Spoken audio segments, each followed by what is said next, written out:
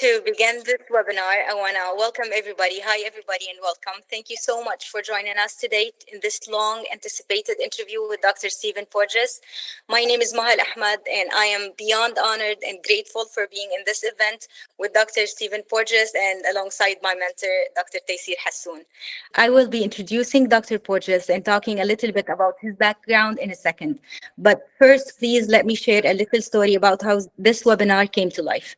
So after the earthquake, like most Syrians living outside Syria, I felt debilitating feelings of helplessness because I wasn't able to join in the field and help affected people.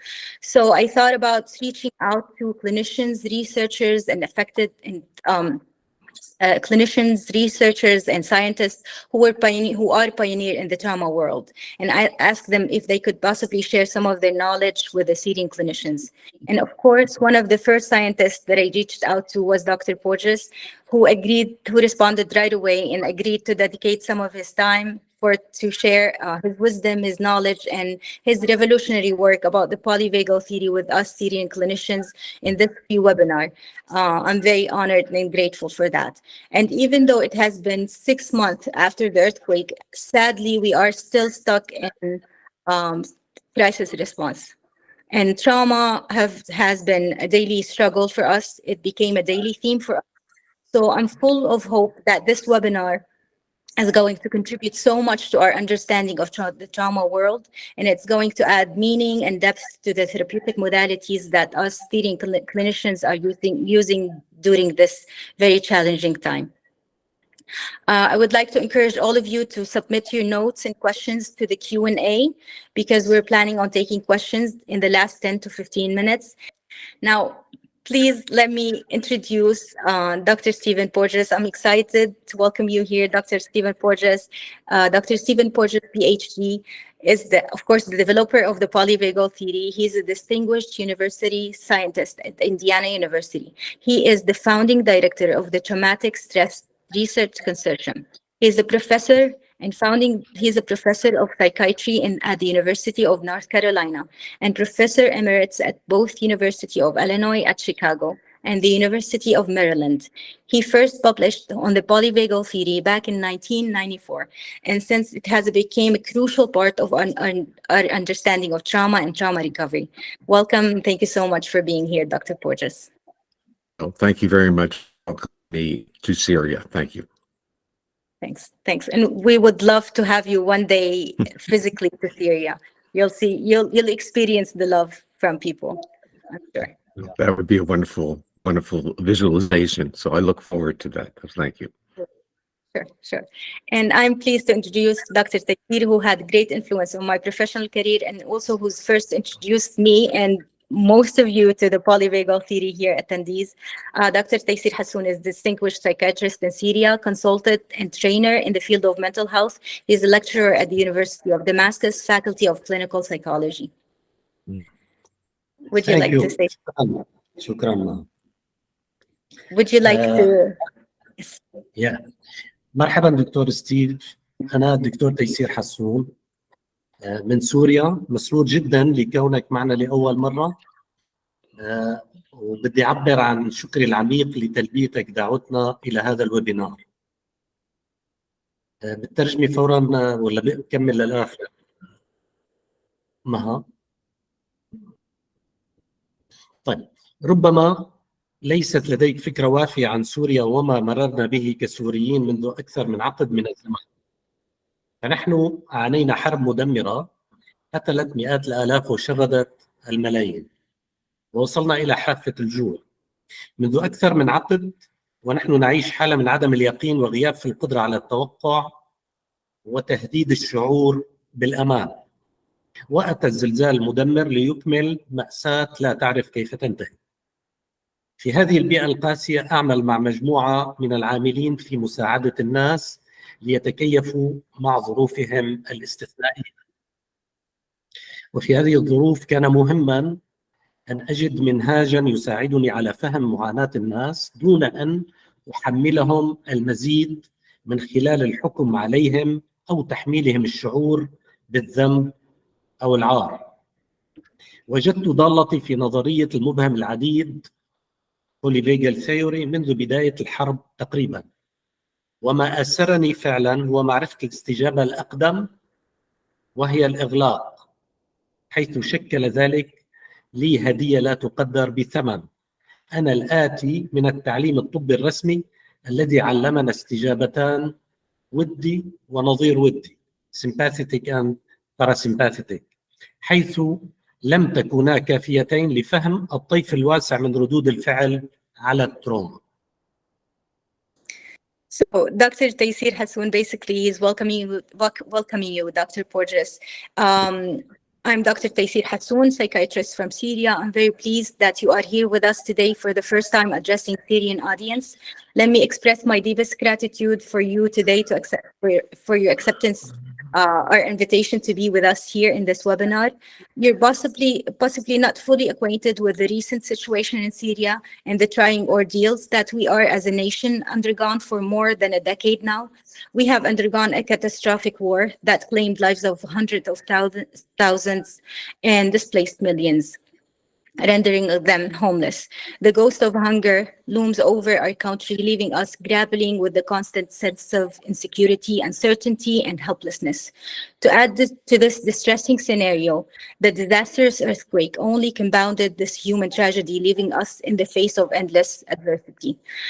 During this extremely challenging environment, I worked alongside with a group of clinicians and first responders to help people adjust to this exceptional circumstances. It was crucial for me to find therapeutic modalities or a scientific background to help me understand the suffering of the people without any sense of judgment, and a physiological explanation that freed people from feelings of guilt and shame. I found just that in the polyvagal theory. And what captivated me in this theory the most was getting to know the most ancient response to threat, which is the shutdown response. That was like a priceless gift for me. It helped me explain so much beyond my medical training that only talked about the sympathetic and the parasympathetic response, which impaired my understanding of the wide spectrum of the trauma response. So we thought about being creative of how we want to ask you a question, and we wanted to steer away from asking you the least favorite question to you, Dr. Stephen, which is, what is the polyvagal theory? So we thought we wanted to discuss the main three concepts within the polyvagal theory with adding the Syrian context to it. So we're going to start with the hierarchy. Would you like to ask the question, Dr. Taysir? السؤال الأول اللي راح نسأله لستيف: لماذا سميت النظرية بنظرية المبهم العديد؟ هل يمكن أن تتحدث إلينا قليلا عن المفارقة المبهمية؟ ونتساءل عما إذا كان يمكن التفصيل قليلا عن الرحلة التطورية التي أوصلتنا إلى ما نحن عليه كبشر. So we would like to ask you a question about why was it called the polyvagal theory, and if you can speak a little bit about the vagal paradox. We're very interested in that, and we were wondering if you can speak a little bit about the evolutionary journey of human beings evolving from reptiles to mammals to have to develop. Sure. In fact, I just finished a paper. It's online now. It's open access. It's called the vagal paradox, a polyvagal solution. The real problem came to me in my own research, and I was studying high-risk babies in the intensive care unit who were preterm.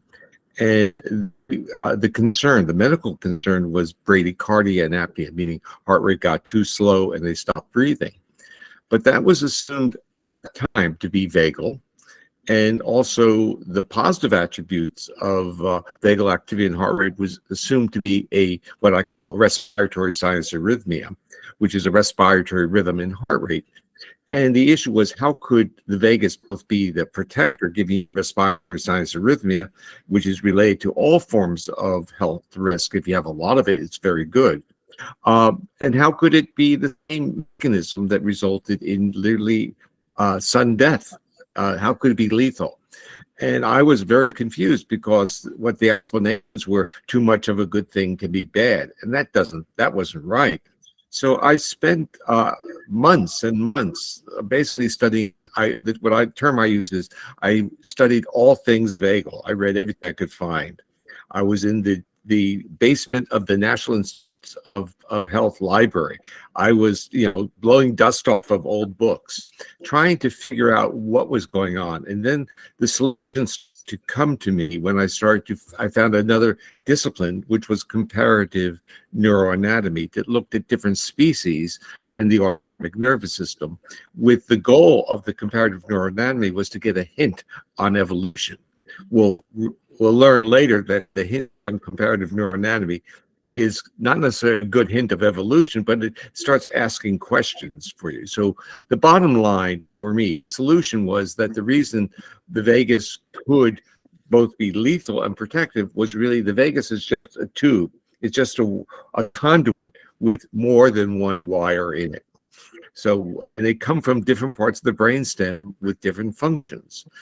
And an area of the brainstem called the dorsal motor nucleus of the vagus is in the back part of the brainstem, and everyone learns about that because it's in medicine, because it's important to the gut.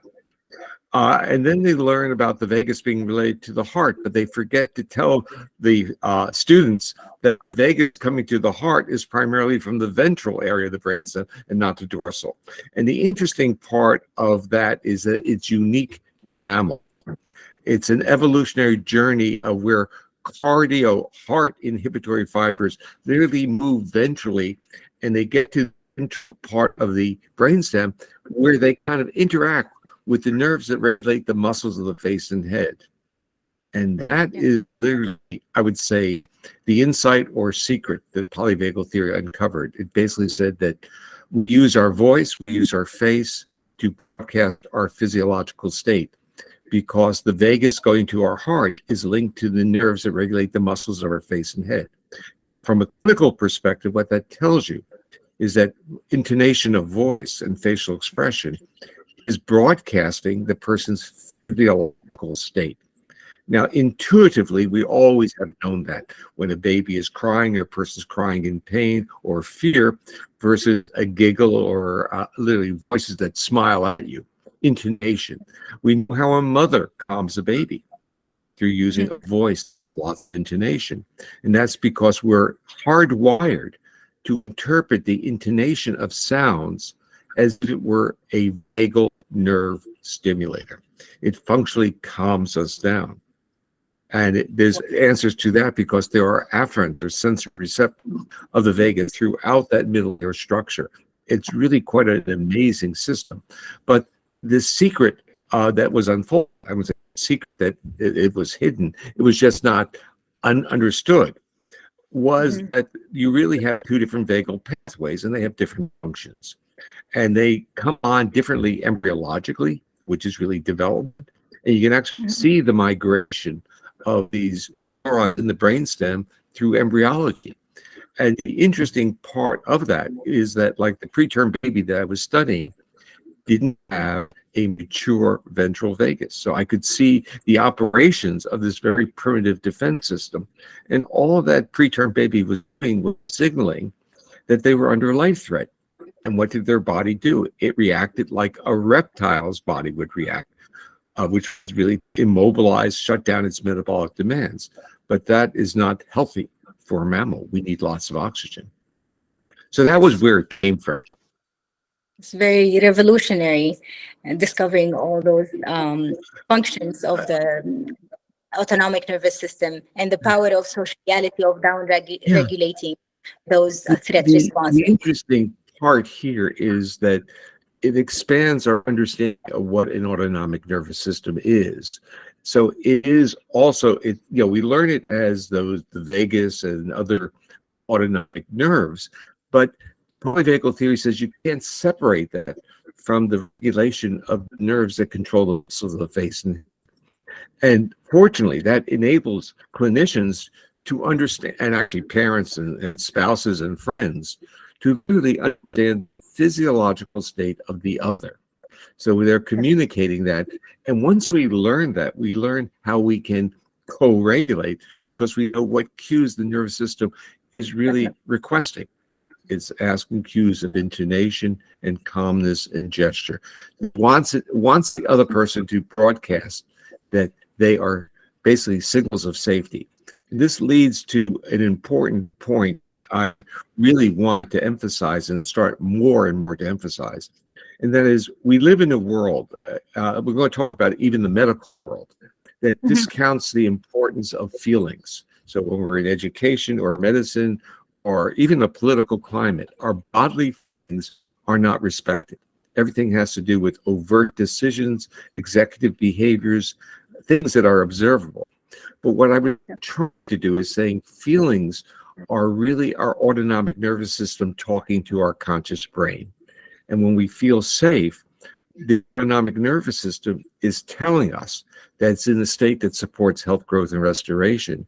And when we're in a state of threat, it's telling us that the autonomic nervous system is shifted to defense and can't support health, growth, and restoration.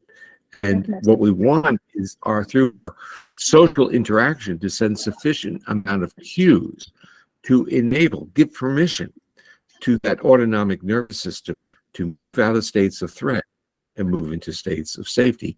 And the consequence is the support of homeostatic function, the support of sociality and health. Definitely, definitely. And that would give us the perfect segue into one of our questions, Dr. Taysir. Do you remember when we talked about the flatness of face? Do you wanna bring that up to Dr. Stephen? هلا أنا بدي أشرك الدكتور ستيف ببعض الملاحظات من السياق السوري، وبدي هيك تعليق عليها. وجدنا من ملاحظاتنا السريرية وليست دراسات قائمة على الأدلة يعني، إلى أنه خلال السنوات الأولى من الحرب كمان على المستوى الكلي أو الجمعي كانت معظم استجابات التهديد اللي اختبر الناس كانت استجابات تعبئة mobilization، يعني fight or flee. لكن مع استمرار الحرب والعيش تحت التهديد، تحت تهديد الاحتياجات اليومية ونضوب الموارد، وكذلك أثناء فترة الزلزال وحتى اليوم، انزلق الناس أيضا على المستوى الجمعي نحو استجابة الإغلاق أو الاستجابة الافتراقية أو الديسوسيشن. حابب اسمع تعليق الدكتور ستيف على هذه الملاحظة. ملاحظة ليست مدعومة بأدلة، لكن هي ملاحظة كما عم نشوفها. So Dr. Taysir wants to discuss this clinical observation that they've been witnessing in Syria. It's not a research-based observations, but yet clinical observation that it indicate that during the first years of war, on a macro level, most people were resorting into threat response that was in the sympathetic mobilization, fight or flight during the first years. But then afterwards, as the war persisted and living under threat became daily struggle, we began to battle with the secrecy of basic resources. People moved more towards the shutdown, also on a macro level, towards the shutdown response and the dissociative responses.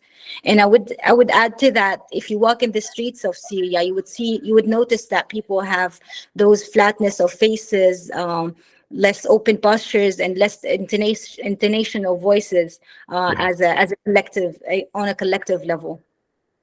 Now, I think that can be explained, and what we first have to understand is that the fight-flight be metabolically costly.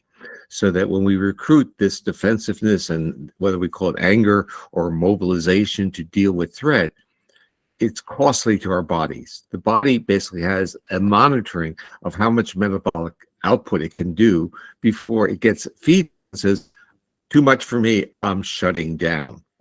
And what you're seeing is more and more people are, in a sense, words used describe it pretty accurately. They'll use words like, I'm overwhelmed, I'm helpless. It's like, not that I see a pathway, if I only had enough energy, I'd get there. It's like resigning that this is inevitable. And it's predicted by physiology. And I think the question will be not that is real, but what can you do about it? And and within a polyvagal structured worldview, polyvagal theory basically acknowledges that we are always going to be under threat, and our nervous system can adaptively deal with that for defined periods of time, but it needs defined periods of time to be safe with another. It's that other person, other people, the trust that creates called social nourishment that enables the physiology to move out of defense into a state of trust. And we can call that co-regulation. But what it's doing is taking away the demands to defend and saying, I'm safe enough in this environment.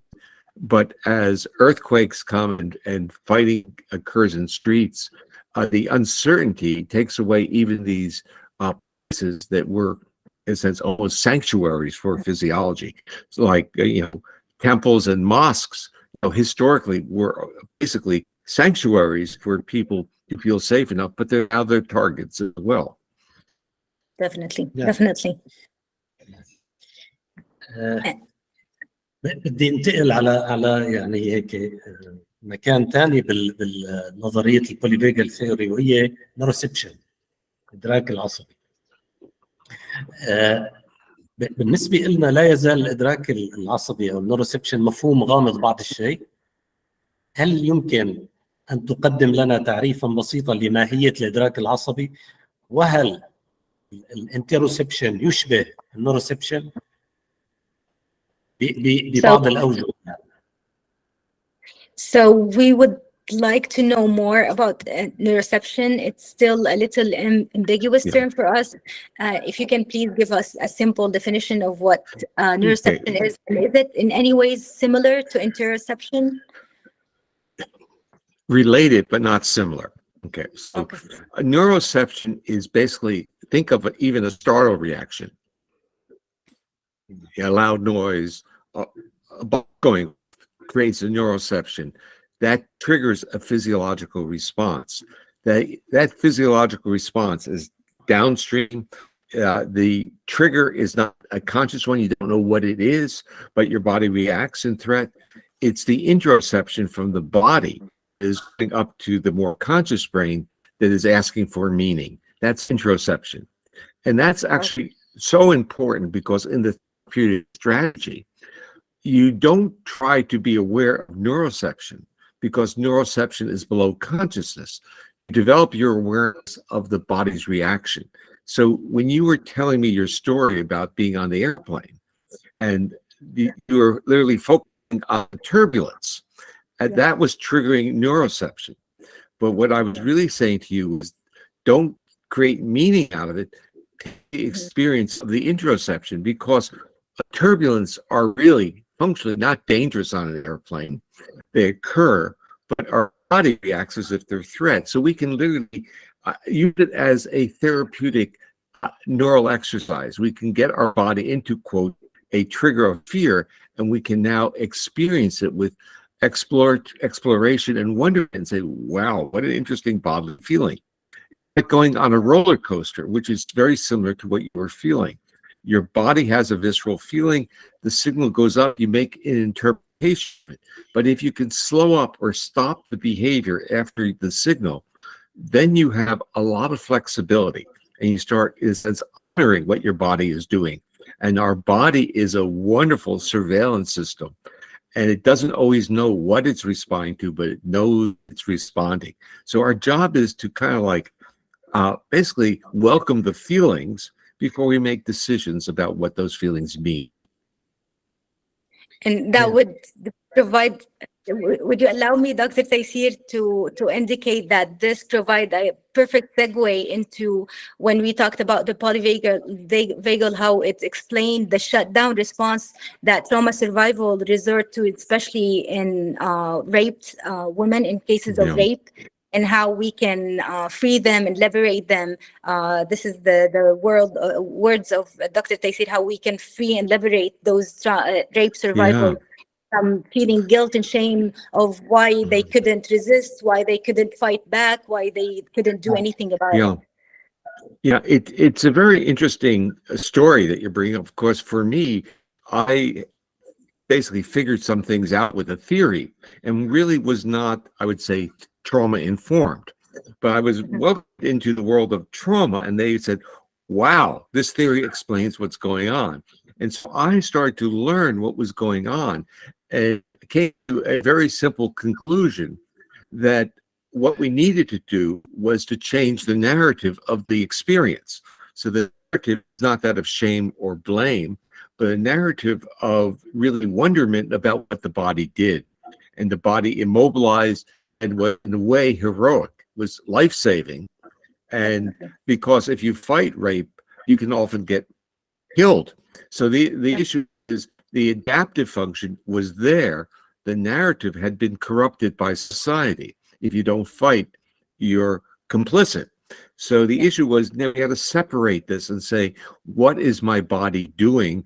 And my body is doing what its anticipate is the best for me. It's not a conscious decision. And I need to respect what my body does, because if I don't, fall to basically these issues of shame, blame, guilt, and that it really resides high up in our brain when this defense mechanism is low. It's a foundational survival circuit. And the issue is, what do we make, what sense do we make out of these foundational circuits upon which everything else resides? You know, higher brain, our emotion, everything, our memories. We need to respect the foundation. Without respecting it, we just have distorted narratives. And you work with people whose narratives have become so distorted that they end up protecting those states of defense, not allowing those states to literally spontaneously dissipate, resolve. هذا بينقلني للسؤال التالي واللي ذكر شوي منه الدكتور ستيف.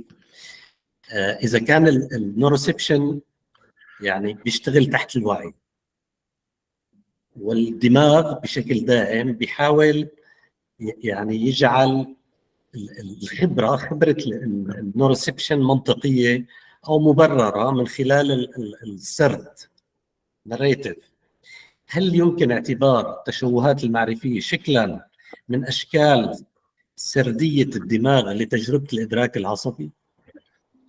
So, Dr. Stephen, we were smiling because you hit just the right point that we wanted to ask you about. Dr. Taysir is asking if neuroception operates under awareness and narrative is required to make it, to make a sense of those experiences.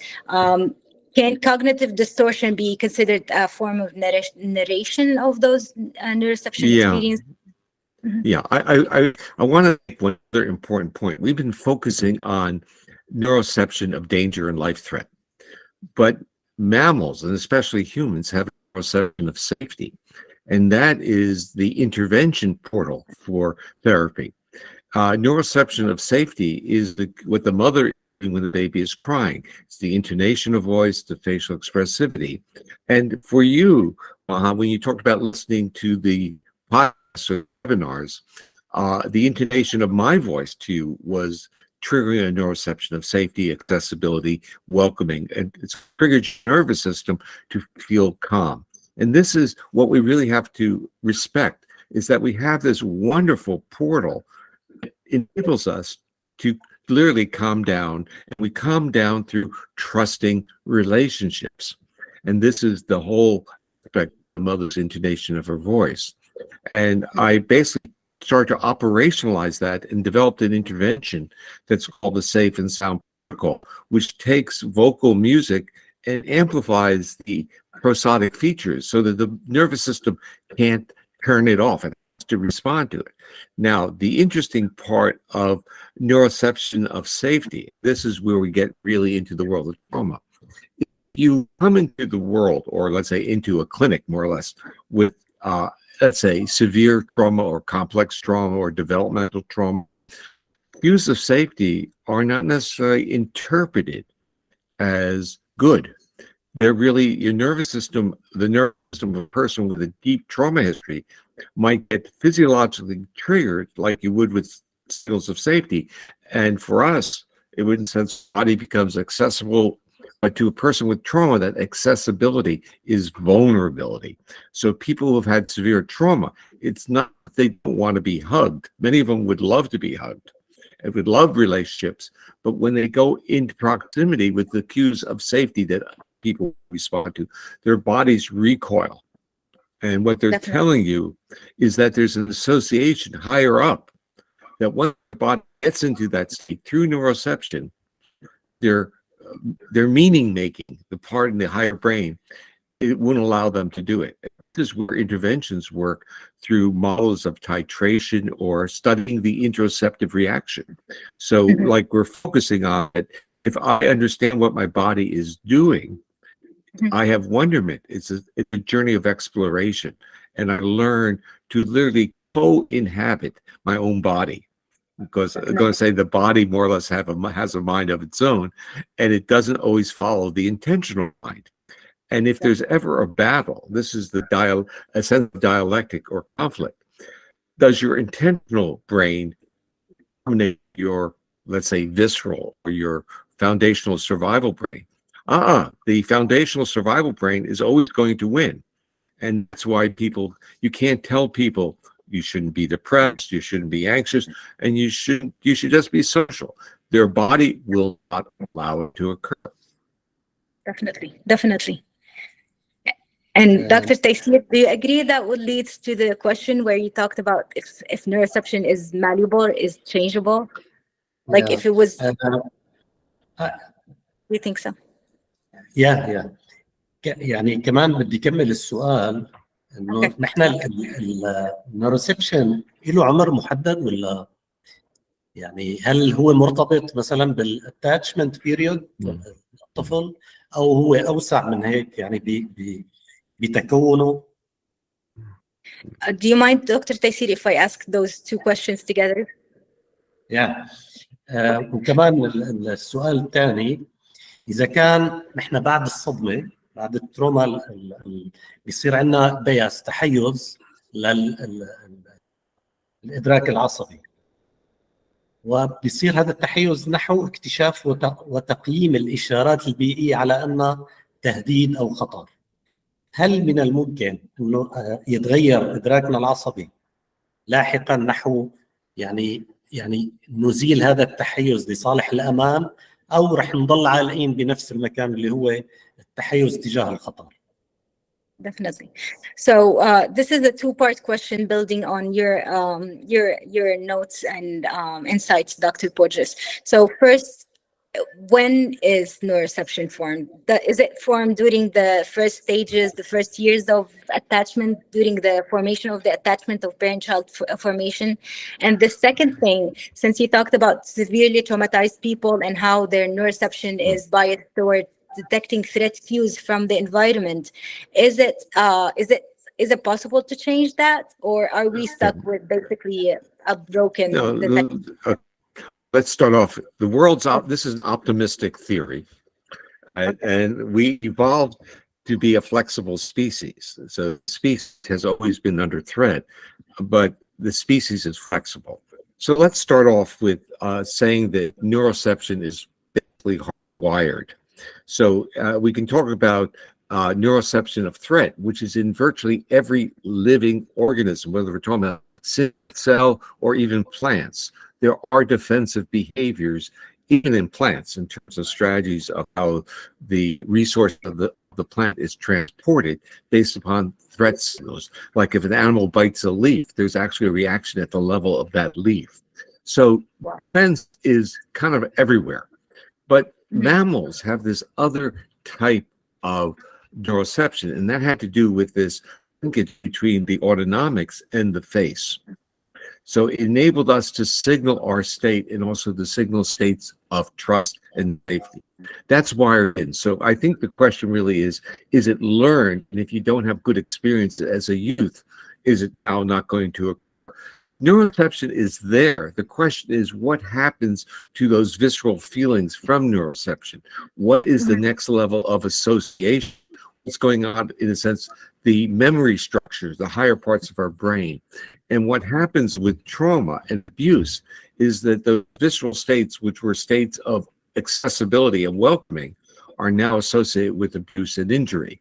So it's literally a two-phase response. The response starts with, and then it goes like this. And if you work with like autistic children or traumatized individuals, you literally see this and then that, where the body starts. Or if you have pets, if you have a cat or a dog or a rescue woman that has been abused, the tentativeness of responding to the intonation of another person's voice, where the body wants to go there, but the animal says, last time I went to a voice like that, I was injured. In a way, that's what you're getting with the children. The children have a history of associations of being injured by voices and people who were giving them really false signals. So I coined the term faulty neuroception, because it's not that the neuroception is wrong, it's the next step. It's the association with that gets the person out. So the other part, and this is why it's an optimistic model, your experience on the airplane told you a lot. It really said that your ability to access a neuroception of safety was affected by your own autonomic state. So if your autonomic state was agitated, meaning the ventral vagus was withdrawn and you're sympathetically activated, even the cues of safety have less balance or less effective. And that's what you were experiencing on the plane. And when we're dealing with clients or students, we can actually, or children, or our own spouses, we can see in their face and in their voice, we know how accessible they will be to both positive and negative cues. So sometimes it's helpful to try to create a different type of co-regulatory strategy. And I think you even had this in your list, like dance and movement. So where you, in a sense, create playfulness as a regulatory strategy that does not require the person to immobilize or sit still. Because the nervous system, while moving, has much more options of defense than the nervous system that's told to sit down. Definitely. Oh, for you, as an example, on the airplane, you're on the airplane, and if you start feeling bad, you can't get off. You're there. So it's these restraints that we, even in the clinical setting, were placed on people. And so I want people who work with those who are traumatized to realize that a more flexible platform therapy might include walking and talking or playing. Definitely. And would that work that with people who are stuck and shut down in dissociative states? Well, the issue is everything, cues of safety are going to be dampened if you're both in fight, flight, and if you're in a shutting down state. So the model for this actually comes from a close friend of mine, Peter Levine, who developed somatic experiencing, and he uses the word, well, it's titration, penulation is what he uses. Basically, you just use little of the stimulus, and then you allow the body to get comfortable with it. So you basically give the locus of control to the client. Another very intuitive and insightful therapist is Pat Ogden, and she developed sensory psychomotor therapy. And she's also a very good friend. And she shared with me a video, and the video was of her and a client. And the client was like this, hands were gnarled like this. And she starts to back her chair up. And she backs up, and then the hands start to open up. The face of the client changes, and then the camera pans, and Pat is 30 feet away from the client. It's a very big room. And the client that smiles says, "Come closer now." The issue was she was giving control of the interaction to the client, and the client was saying, it's giving me a physiological state of threat. And now if you back up, that threat starts to dissipate. So we have to be very attuned to the signals that the clients or our kids or our spouses are giving us. They're telling us what their physiological state is. Definitely. And being sensitive to those signals is not easy. It needs practice, because during the time we have forgotten how to be attuned to those signals. I think first of all, I totally agree. And I not only we have actively forgotten, because we've been literally brought up in a culture that says behaviors are learned. Yes. And behaviors are not reflexive or built into our nervous system. It was this optimistic viewpoint that anyone could be anything, and if you could do that, obviously you were in control of your behavior. But there was something missing in that presentation, and that is there's things that are wired into our nervous system that make us human, and we need to start respecting that and understanding how we can navigate with those limitations. We need signals of safety. We need environments that have reduced sensory activity. We need control over a certain amount of space. That does not mean that we need it all the time, but we need it some of the time. So I would also say that within your culture now, sleep patterns are really not going to be very good. People aren't sleeping well. Definitely. No. And we can relate that to after the earthquake. Dr. Yeah. كان عندنا سؤال بخصوص هذا الديسوسيشن. بدي اسال هلا عن منصه التنظيم الاجتماعي، السوشيال انجيجمنت بلاتفورم. عندي سؤال يمكن شوي مختلف. انتجت منصه المشاركه او التنظيم الاجتماعي الثقافي، هي انتجت الثقافي على مر العصور، الثقافي بما فيها الفن والاشياء الاخرى كل المنتجات الثقافيه الانسانيه. لعل هذه الثقافه عدلت اشارات الامان والخطر والتهديد وكفت عن كونها بيولوجيه بل اصبحت ثقافيه. فمثلا قد تلتقي مجموعه مهاجرين في مكان مختلف عنها ثقافيا، فهي آمنة بين أعضائها، لكنها ترسل أو قد ترسل إشارة خطر إلى من هم خارج هذه المجموعة بطريقة اللباس أو المظهر إلى آخره. أي أن الإنتاج الثقافي عدل البيولوجي، وبالتالي عند تصميم بيئة آمنة لمن يعانون من الصدمات ربما ينبغي الأخذ بعين الاعتبار العوامل الثقافية. So building on your notes on the safety cues, Dr. Stephen Bورجس, Dr. Taysir is asking that assuming that culture was the product of social engagement platform, and that culture might have culture with all of its shape, music, art, norms, and traditions, had modified those safety cues. So within a certain group. Meaning that safety and threat cues are not only biological, but also embedded within our culture. Hence, a culture that sends safety cues to its members might send threat cues to outsiders from other groups.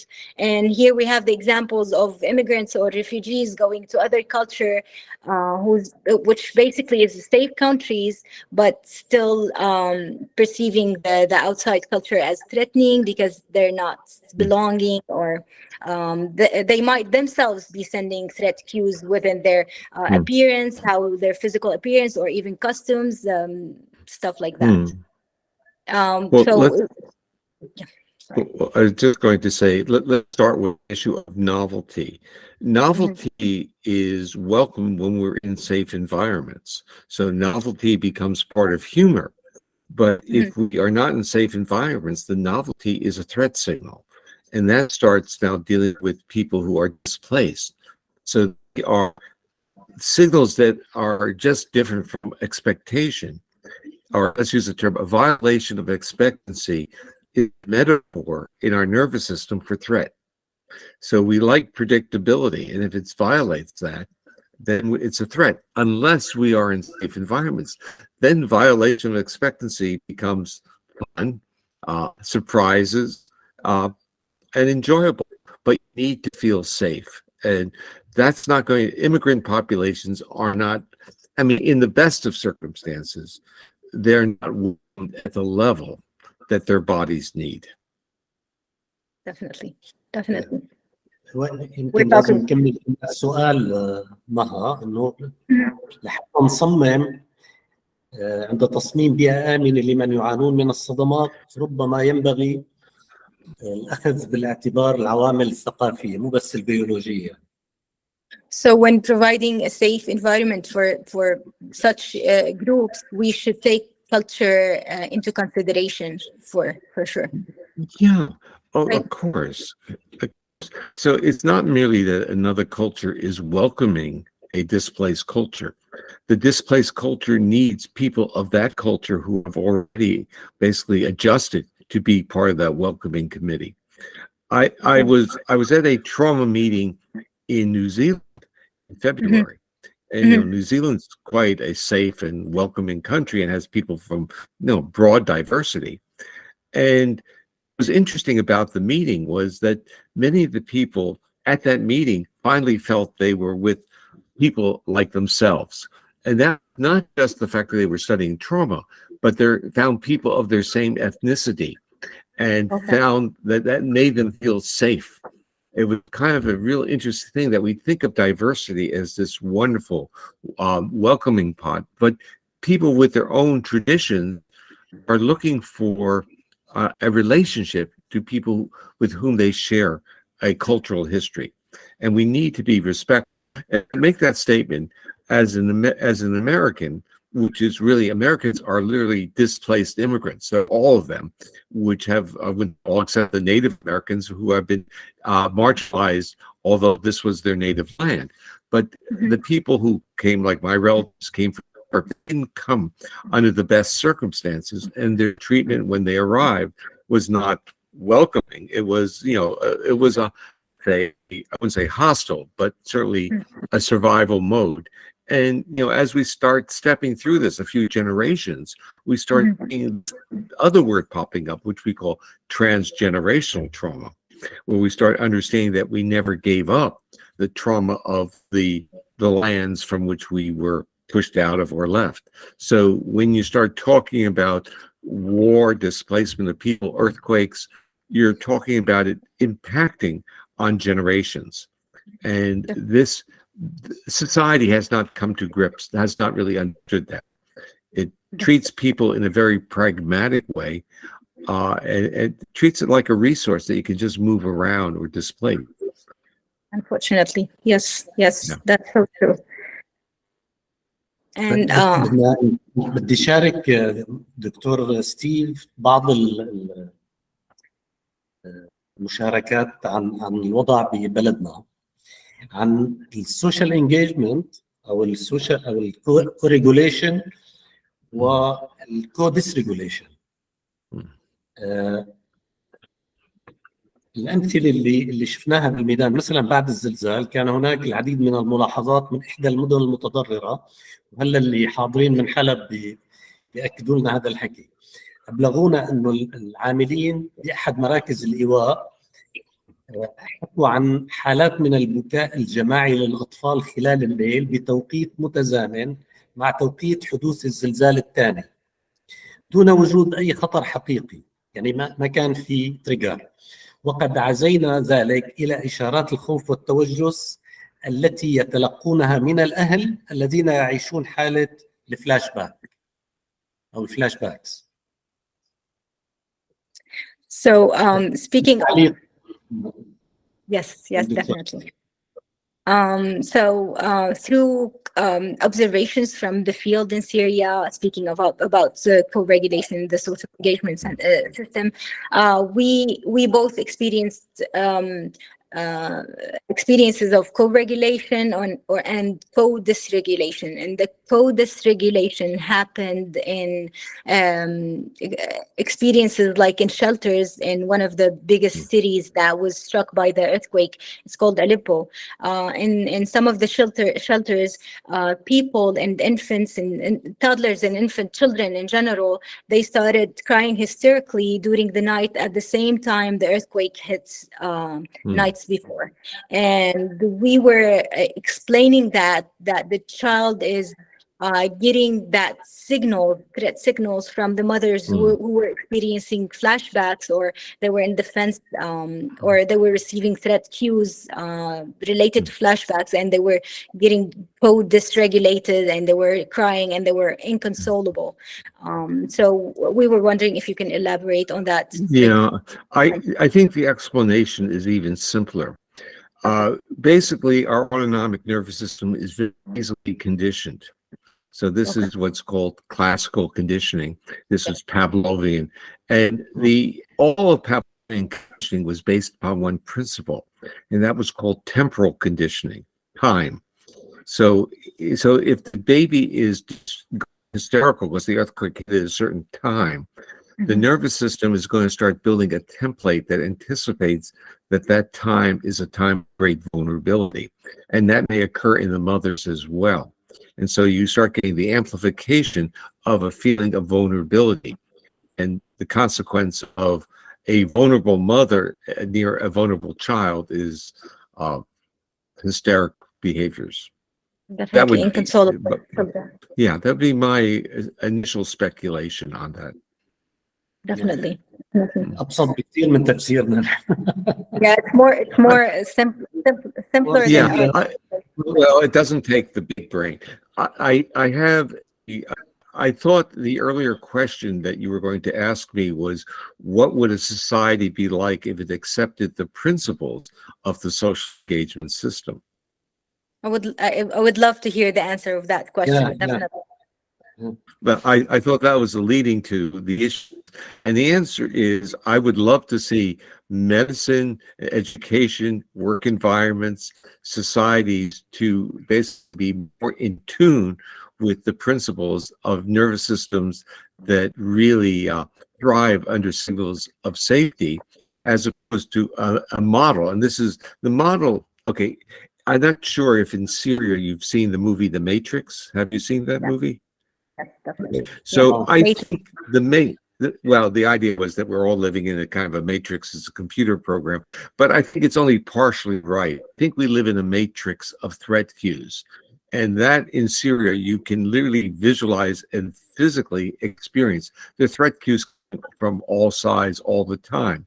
The consequence of living in that matrix is that we don't know who we really are, because our nervous system is tuned to be protective and defensive, so it can't allow the resources to do what we evolved to do, and that is be passionate, benevolent, generous, creative, spiritual, even all these positive attributes of exploration and growth in a creative way have been minimized because we're under threat, and productivity, rather than being creative, becomes just more of the same. More products, more whatever it is, as opposed to the quality ideas and thoughts and the true pleasure of discovery, which in a way, discovery is like a spiritual experience. It is that we feel that we are connected with the minds of the past and the minds of the future. It's kind of, I'm going to say, what I enjoy about my work is that it has continuity with the history of humanity. It's like understanding sociality has a physiology to it, and if we really tune into that understanding, then the social world that we live in be more supportive of humans. Definitely. And we do have our resources of healing in the Syrian traditions and the Syrian culture. And Dr. Taysir has this wonderful explanation ممكن نذكر بعض الأمثلة عن التنظيم المشترك عن الكوريجوليشن. مثلا بعد كل زلزال كانت الناس تتجمع بالشوارع بجنب الأبنية اللي ممكن تسقط، لكن كان الناس عم تسعى بهذا الخروج للساحات لحتى تكون مع بعض، ما تكون منعزلة ببيوتها. بالإضافة لشيء لاحظناه كمان، الناس انتقلت يعني استضافت الناس اللي بالقرى، استضافت الناس اللي بالمدن اللي عندها أبنية طابقية، وعملوا كوريجوليشن مع بعض، كوريجوليشن آمن. هذول مثلين كانوا خلال الزلزال. طبعا أثناء الحرب كانت الأمثلة كثيرة، لكن هي أمثلة من الزلزال. Definitely. And so within the Syrian context, we have many examples of the intuitive co-regulatory behaviors. And especially during the earthquake, people would gather in big cities, even though they're gathering in streets between buildings, multiple stories buildings. They were still in danger, but they would gather around in the streets. That would give them a sense of safety, and they couldn't bear to go back to their apartments, being in isolation of other people. And people who moved from those big cities into the countryside, who were welcomed by people over there. They were having those social gatherings that they had less of traumatic symptoms afterwards because of the earthquake. And I want to add to that. I don't know if it's relatable, but during the years of the COVID-19, Syrian, absolutely, yes. So Syrian people, we could not adhere to the guidelines, the medical guidelines of social distancing or isolation. We still kept our social gathering. We could not bear to be in isolation from each other, and we had all the mental explanations for why would we do that. We said, like, we had enough with death and war, and this virus is not gonna kill us. What's gonna kill us being away from each other. So we had that intuitive power or force to be with each other, to gather around. We have many examples of those co-regulatory behaviors. Yeah. So during COVID, I've actually written an editorial that it was a paradoxical situation for the nervous system, because COVID was a threat. It was a true acknowledgement, but the way we dealt with it was through social isolation. And that was now where people historically, for humanity, views of safety came from others, and through sociality we mitigated our threat reactions. Now we had threat reactions, and people became another threat reaction to us, and so we got retuned. I'd say that even my normal sociality is different. I get exhausted now in social settings where I used to just kind of like thrive in them, because it's close to 3 years of not having the same social nourishment. But I want to go back to differences. So in Syria, I presume Syria had very much a Islamic model of the stranger, where the stranger is always welcomed. Whether the stranger is an enemy or not, the stranger is welcome, because that was a primary value. And I think that is an important concept that enables a co-regulatory strategy to occur that minimizes distance in terms of political views, psychological views, and can actually dampen. You start knowing and liking people, and I think it's embedded in the Islamic culture. Definitely. One of our values was the gatherness and welcoming other people and helping other people. And but unfortunately, relational trauma has been one of the biggest forms that the war has produced in our culture, and that's why we're experiencing much relational disruption more than we like to experience. And technology is not making it easier either. It's making but more. If you step back for a moment and kind of look down at what's going on and ask, what's the physiological state of the people that you're describing? Their physiology has shifted into a physiological state of defense. And what that means is that all levels of interaction are now going to be compromised and biased toward reactivity and defensiveness. That was one of the main goals, or the main messages that we wanted you to give to our attendees here in audience, a message of hope that through even our tradition, our culture, we have our intuitive means of healing, and we need to bring back co-regulation into our daily life. We need to bring sociality into the healing parts. The issue is you're not going to give people medicine or injections or drugs or psychotherapy. They need to have trusting relationships, and that needs to be nourished about how that is developed.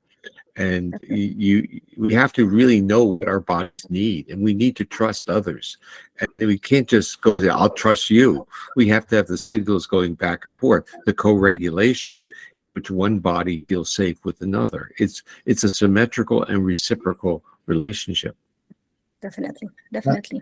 الحظ لسه يعني لا زال عندنا كثير من الطقوس الاجتماعيه اللي بتعمل كوريجوليشن. يعني مثلا طقوس العزاء هي طقوس مميزه جدا لدعم بعض. السهرات الاجتماعيه، وجودنا مع بعض لسه يعني نوعا ما قائمه، لسه الحرب ما قضت عليها، وهذا شيء جيد.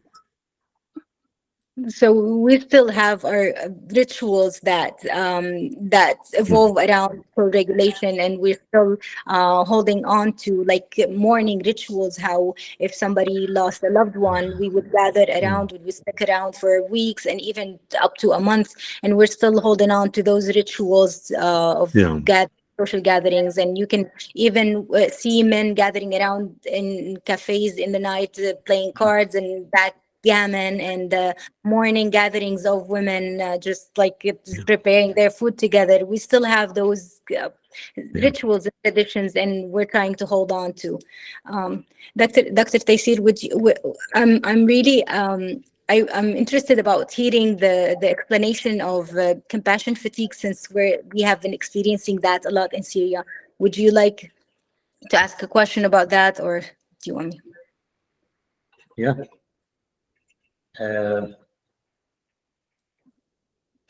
لا بس بدي يعني هيك تعليق بسيط. نحن في عندنا صار يعني خلال الفترة الماضية شفنا زيادة كبيرة بالأمراض المزمنة والخطيرة والسرطانات، وحتى السكتات الدماغية عند الشباب، والموت المفاجئ كمان عند الشباب. هل يعني ممكن شرح من البوليفاجال ثيوري لهي الظواهر؟ Definitely. So before getting into the definition of compassion fatigue, and if you can talk a little bit about it, we want to ask you a question that it's very relevant to the Syrian context. During the years of war and after the earthquake, and during those years, we have been witnessing a lot of increase in sudden death and a lot of cases of developing chronic and severe illnesses. Especially in the youth population. So we would like to know a possible explanation through the lens of the podcast. Well, I would say you already know the answer, that chronic illness, chronic pain are all basically maximized when bodies are in autonomic states of threat. I mean, there's a major autonomic component, and what you're seeing is that the nervous system is not managing the visceral organs. I want to visualize it that way, that when we're under threat, we are in a sense trying to maximize our energy to protect ourselves or to shut down. We're not managing the visceral organs. So now you start getting in they call medically unexplained symptoms or functional disorders, a lot of gut problems, eczema, psoriasis, migraines, but you see it a lot in the gut, because the gut gets triggered into defense, and that's dorsal vagus. So you see it in the body very clearly, and we need to understand what we're seeing. We're not seeing disorders of an organ. We're seeing disorders of a nervous system under a state of threat, and we have to understand that. And that means that you can have specific organ damage disorders, but in general, there's a mixed set of symptoms that cross many of the organs of the autonomic nervous system. So that becomes an important part of seeing. So the real point is that when our bodies are in states of threat, they are no longer optimizing the regulation of bodily organs. So you start seeing all these aspects. The other part of the story is not only is chronic illness peaked, but chronic pain. People have pain. And pain is neuroception of threat. The body is reacting to it thinks is dangerous. The interesting thing, there's a big difference between acute pain, meaning someone sticks you with a pin, versus chronic pain. They're not the same.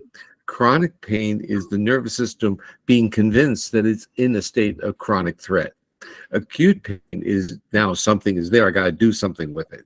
So it's reframing. In a way, chronic pain is like trauma. The immediate or the threat is not there, but the nervous system is not convinced. Very insightful. Yes, definitely.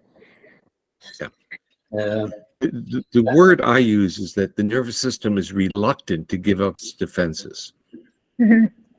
Needs to be convinced. Would you say the entry to working with those people is through somatic work, through somatic? Okay, it's a combination of, it's a somatic orientation, but it's a deep respect for neuroception. So you basically, it's somatic because you're respecting that are affecting the body, and that becomes literally that psychoeducational bridge where neuroception affects the body. You become aware of it through that interoception, and that is, I'm going to say, the portal of that pathway to becoming healthy. The journey is really the awareness of the interoceptive reaction. Definitely. Yes, very insightful. هلا بدي اسال عن الكومباشن fatigue. احنا خلال يعني احنا الهدف الاساسي من فهم او to be informed by polyvagal theory هو انه نشهد ونكون متعاطفين مع الاشخاص اللي عم يمروا بألم. هلا هذا الشيء صار حتى متعب لنا، صار خطر علينا. يعني حابين نحكي شوي عن التعاطف او الكومباشن في مقابل الامباثي. هل هن يعني نفس المفهوم ولا مفهومين مختلفين، وخاصة بحالات الطوارئ؟ لأنه معظمنا هلا بيقول يعني قلبي من الحامض لاوي، لا تشكي لي ببكي لك إلى آخره. فنحن بهيك أوضاع كمان تعبنا. بدي تعليق من دكتور ستيف عن هذا الموضوع، عن الكومباشن فاتيج. Definitely. So we became very desensitized. We became very vulnerable to the pain and hurting of others. So we were wondering if you can talk about a little bit about compassion fatigue versus empathy, and especially during emergency situations, because we became to the point where we are very tired of witnessing the pain of others and not being able to do anything. And we have all those sayings, the Syrian sayings, saying stuff like, I had enough with the pain, I can't hear anything anymore, my heart is aching with pain, please don't add to it. So we were wondering if you can elaborate on that. Well, I'll try. Let's start with what I distinguish between empathy and compassion. Empathy is very similar to neuroception. Our bodies react to the pain in others, or even the joy in others. We react to it. The issue is, what do we do with that reaction when we see someone in pain? And this is where the fatigue comes in. Compassion is what we do with that neuroception. So if we get triggered by someone's pain, and then we get into our interpretation of a compassion one, we want to be there, we want to be present, we want to be helpful and supportive. But if our body is basically saying too much for me, that compassion is no longer available. So it's like empathy is more reflexive, and the person is saying they don't have the resource to add that compassionate understanding of their body's reaction. And this is really, I mean, we have to honor it. We talk about it in the US in terms of burnout, in terms of medical care and psychiatric care, where the therapists can't anymore. They burn out. And to me, that is telling me something about how they're delivering care, because it truly compassion, since compassion has a degree of co-regulation built into it. So compassion, that's why some people thrive under the worst situations, where they, in a sense, they can be helpful, but they're not just being helpful, they're getting signals back that are nourishing to them. But if they are not able to process those signals and are being overwhelmed by literally their empathic reaction, then they can't, they don't serve the purpose that they would like to serve. So they're now not sending those positive cues that of presence to the patients that they're working with. I think we need not to, I'm going to say, shame and humiliate people when they are saying, I can't do it anymore. We have to start understanding that there's a degree of, I will say, self-maintenance or self-compassion that's needed along the line of offer compassion. And people have asked me what I would do in terms of structuring. I would say that it means that people who are first responders, people who are therapists under the worst of times, need time with their colleagues to co-regulate, to play, to have a cup of coffee, to do something, and not stay under this chronic stress, even to have humor. Times to use humor, but their bodies need a break from the demands of, in a sense, how their nervous system is treating it. Is they have to, all they do is give. And what I'm trying to say is, when you are in the right space physiologically, your giving is turning into receiving. It's a reciprocal feeling you get of co-regulation, and that is really the roots of our own sociality. It's not I'm social and you're not. I'm accessible to you, and by being accessible to you, you become accessible to me, and we have this dialogue and feel relationship. And even in the terms of doing therapy or supporting others, whether it is mental health or physical health, that interaction of co-regulation between client and therapist, clinician, is always there.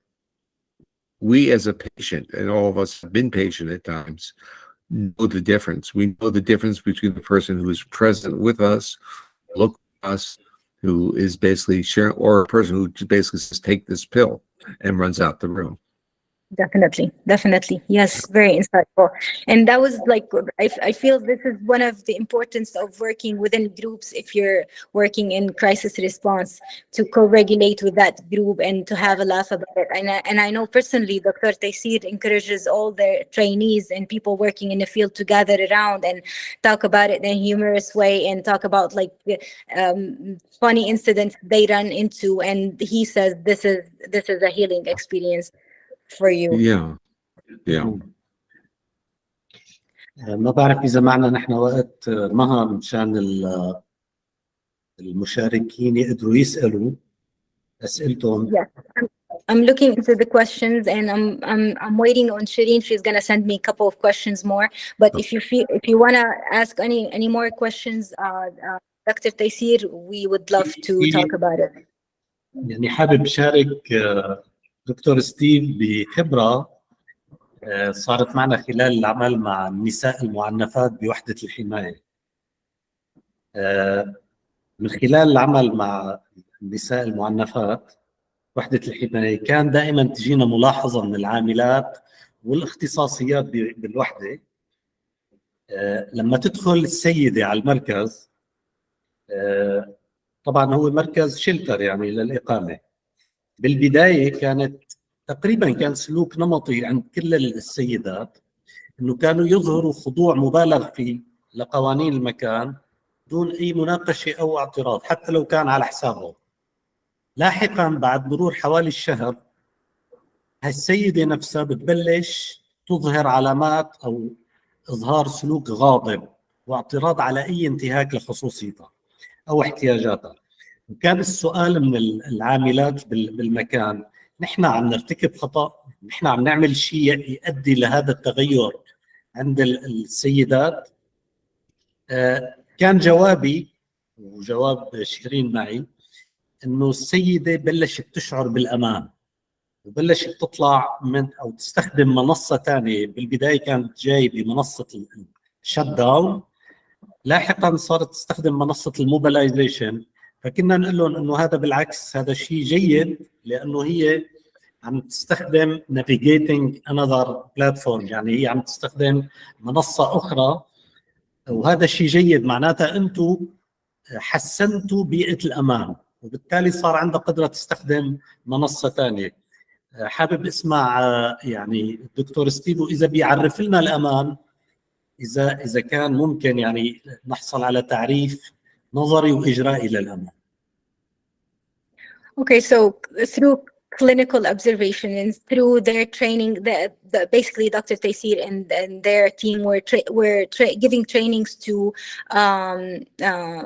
managers in safe shelters that take gender-based violence women into safe shelters. And the workers over there, they were complaining to Dr. Taysir how the women, when they first come to the shelters, they are very calm, they're very they're very submissive, they're complying to the rules and everything, but after a while those same women, they start presenting with anger bursts, and they were starting to show very angry behavior, defiant behaviors. And Dr. Taysir has been explaining this in a positive way. He was saying that you are providing a safe environment for them to experience those feelings, to move from this immobilization platform into the mobilization, and helping them process their trauma and communicate what's going on inside of them. So his question was if you can give us a comment about that, if that's correct observation, and maybe you can give us an explanation what is safety is. As simple as this definition might be, it's very broad, and you have a very unique definition of safety. So Yeah. Yeah, the answer your explanation is plausible. The issue is when people are extremely fearful, they're very conscious of what their behaviors are within that environment. And if they start feeling safe, they start expressing space. So they're acting out, we would say. The issue is how is resolved with that. How do they then self-organize to be a cohesive, interactive group? And that's my realm of expertise. That's how people deal with people who are. It's kind of like dealing with military recruits. I think it's like you trying to now superimpose an order on those who now have experienced control of their own lives. Okay, now you had a second part of the question was, what was it? The definition of safety. Oh, what is safety. safety? Yeah. Simple. Okay. Yeah. So let's start off by saying that safety is not defined by cultural standards or society. Safety is defined by your body. And what polyvagal theory starts to try to tell you is that when your body is in a state that supports health, growth, and restoration, meaning homeostatic function, then you have the capacity to feel safe. Doesn't mean you feel safe, but you have the neural substrate to feel safe. That feelings of safety are not overt, objective, exterior features. They are really what your body is telling you. So that in certain environments, someone will say, I feel safe, and another person is going to be shaking. And you just don't understand what the difference is, because they're both experiencing the same physical context, but their physiological states are different. And we use other terms. We talk about psychological flexibility or autonomic flexibility. We're talking about resilient systems. So when a nervous system has greater resilience, it really can experience feelings of safety in a broader context. Definitely. Yes. Very insightful. Do you have any further question, Dr. Taysir, or maybe we can ask Dr. ستيفن Bورجس to give us if you wanted us to ask you a question that didn't come up for No, you today, or if you have any message that you wanted to give to student clinicians. Well, my only message is that there is a real understanding of the experiences in several areas of the world by many of us, that that Syria has been under a constant war for years, many years, and the earthquake was really, if you want to take away from people's sense of predictability, the earthquake is really a powerful mechanism. And when I went to New Zealand, they're still dealing with the earthquake that occurred almost 10 years ago on the effects of the children there. because they had a whole set of sequences that evolved that have a lot to deal with predictability. And this is part of what you'll see with children as well. So the part I want to say is that there are many of us around the world who are extremely concerned about the quality of life of our colleagues and of our species in different parts, and saying, we need to treat people better. And we need to be more understanding that when certain horrible things happen that create a chaos in the nervous system's ability to develop predictable outcomes, that we have to develop a different way of accepting people and supporting them. And when I went online within days, I was with the Turkish groups on a webinar, and it wasn't that I had anything special to say other than I'm here for you. And in a way, that's why I'm here with you in Syria, is that I want you to know that what's going on here affects me greatly. And that I want you to know you're not isolated, that there are many of us who share these feelings. And through connection that we want to make, and we can do some of that virtually. But of course, we can do it better if we go, see each other. But the idea is that there are a lot of people in this world who want the world to be a better place and see the vulnerabilities. And the vulnerabilities are really something as simple as our bodies don't know how to trust people anymore. And our bodies want to trust. And that, I think, is the optimistic story. When I walked into the world of trauma, I learned what it was really to be a human being. Because the people who experienced severe trauma told me what they wanted and what they couldn't do. What they wanted was to be safe in the arms of another, but their bodies would not let them do that. Definitely. And How once I I love understood that, I understood what it was now being. It was to feel safe in the arms of another. I was saying how I love. Yeah. What is it, Dr. Taysir? I'm sorry. The power of love. The power of love, definitely. Yes. If we have time just for one last question, and then we're gonna ask you for some resources, some recommendations. إذا عم تدخلي للأسئلة اللي مطروحة Yes. إذا ما عم توصلي، ففي يعني سؤال عام كانوا عم يطرحوه علينا دائما الأشخاص اللي عم يشتغلوا يعني كفرونت لاينرز بالزلزال، هو كيف ممكن نحن نستفيد أو كيف ممكن نفهم الإسعاف النفسي الأولي informed by polyvagal theory. يعني كيف أنا بدي أعزز الإسعاف النفسي الأولي اللي ممكن نعمله للأشخاص، وخاصة اللي عاملين dissociation في أثناء الزلزال. كان هذا السؤال من أكثر الأسئلة تكرارا. إذا معنا وقت يعني كثير بنكون ممنونين لدكتور ستيف يجاوبنا عليه. If we have time to answer this one last question, because we have been getting a lot of questions about how can we integrate polyvagal into the psychological first aid, and especially with people who resorted to shut down, how can we get them out of this state?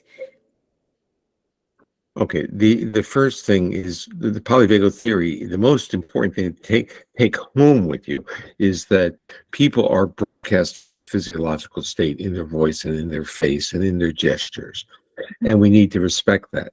Now, if you're shut down or they are, in a sense, behavior is minimized and they're withdrawn or dissociative, there are strategies of literally providing use of safety. And it starts off by merely being present with another person. It doesn't mean making direct eye contact. It may being next to them, enabling them. You may want to use horses or dogs that people may find safer to be with than other people.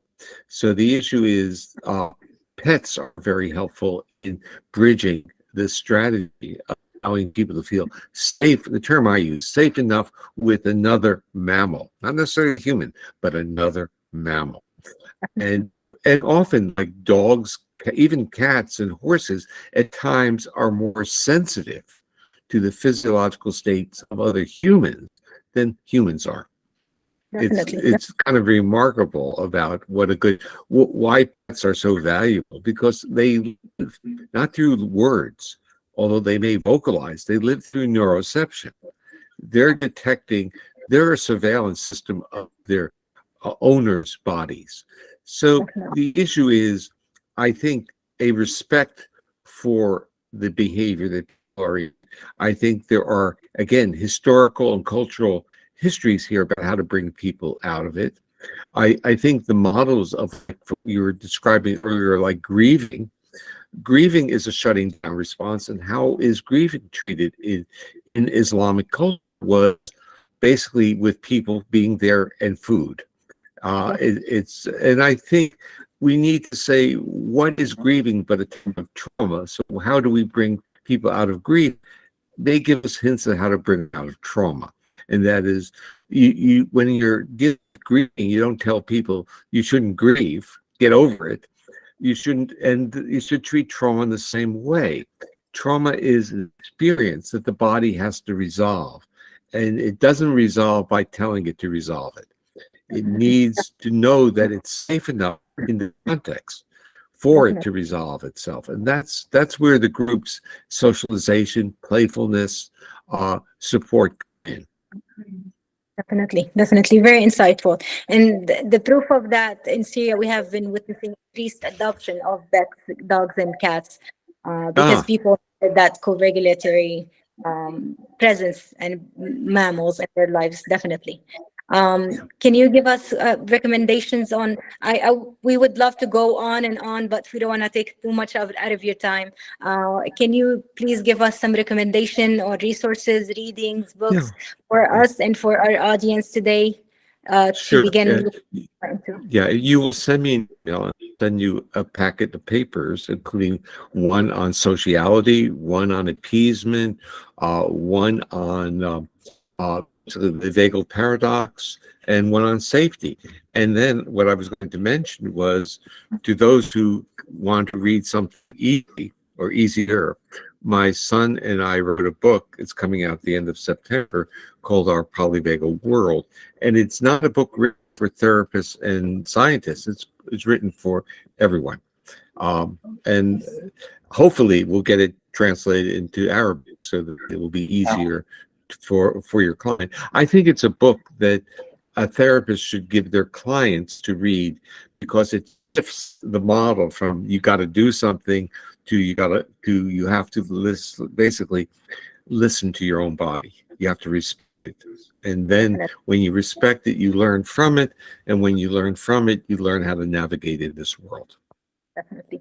So looking forward to reading this book. Can I give the words of thanks, Dr. Taysir, or do you want to give them first? بدي اشكر الدكتور ستيف على هالوقت اللي منحنا، الوقت الثمين اللي منحنا. بدي اشكره جدا على كرمه، يعني ونأمل انه كمان يعني لمزيد من المقابلات اللي ممكن نحتاجها في اوقات الشده. نحن للاسف لازلنا باوقات الشده، وممكن يعني نحتاج لقامة علمية كبيرة مثل الدكتور ستيف. We are beyond thankful for your dedication, some of your valuable time. We understand how busy your schedule is, to be with us in this very informative webinar, for you to share your knowledge with us. And we are hoping for more interviews, hopefully in the future, to benefit from this great wealth of knowledge of yours and its application in the Syrian world. So we're beyond honored and grateful. Thank you so much, Dr. Stephen Bورجس. Well, thank you so much for welcoming me into your community, and I certainly hope that we build a strong bridge to bring polyvagal practices throughout Syria. So, hopefully. Thank you so much. Thank you. We're grateful. And last words of thanks is for Shireen Khalil, who's beyond the stage, who helped preparing all those questions and She was an essential part of it. I would like to extend my thanks to Majd Zakiya, the president, founder of the Syrian Professional Network, Mohammed Rahmani, who's the technician with us today, and to Chanti. Please say hi to Chanti, because without Chanti, we couldn't coordinate this webinar together. And the last thank you for you, Dr. ستيفن Porteous. Thank you so much. Have a lovely rest of your day, and thank you for all the information you shared with us today. Thank you. Don't forget to send me an email so I can send materials back. We will, Thank for you. sure. Thank you. Thank you so much. Bye. Bye-bye.